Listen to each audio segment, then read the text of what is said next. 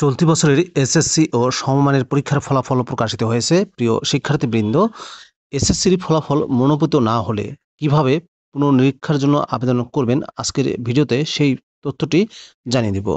আশা করব ভিডিওটি কন্টিনিউ করবেন।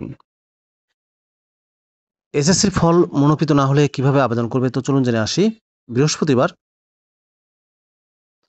10 জুলাই দুপুরে স্ব শিক্ষা বোর্ডের এই ফলাফল প্রকাশিত হয়।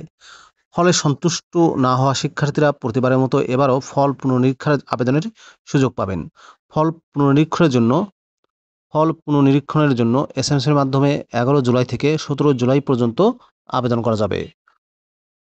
কেবলমাত্র টেলিটকের মাধ্যমে ফল পুনর্নিরীক্ষার আবেদন করতে পারবেন পরীক্ষার্থীরা। এজন্য মোবাইলের মেসেজ অপশনে গিয়ে RSC লিখে স্পেস দিয়ে বোর্ডের নামের প্রথম 3 অক্ষর লিখে স্পেস দিয়ে রোল নাম্বার লিখে স্পেস দিয়ে যে বিষয়ের ফল পুনরীক্ষণ করতে চান তার বিষয় কোড লিখতে হবে। যদি একাধিক বিষয়ের ফল পুনরীক্ষা করতে চান সেক্ষেত্রে কমা দিয়ে বিষয় কোড লিখে তা 16222 নম্বরে পাঠাতে হবে। প্রতি পত্রের জন্য আবেদন ফি দিতে হবে 150 টাকা করে।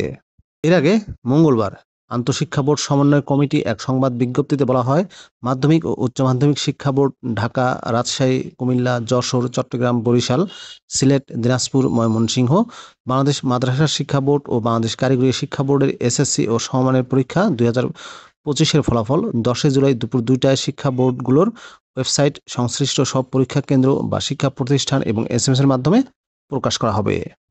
প্রিয় শিক্ষার্থীবৃন্দ, এই ছিল আজকের ভিডিওর সর্বশেষ আপডেট তথ্য। এসএসসির ফলাফল যদি মনোনীত না হয় তাহলে পুনর্নিরীক্ষার আবেদন কিভাবে করবেন সেই তথ্যটি তোমাদেরকে জানিয়ে দিলাম। ভিডিওটি কেমন লাগলো অবশ্যই কমেন্ট করে জানাবেন। ভালো থাকবেন সবাই। আল্লাহ হাফেজ।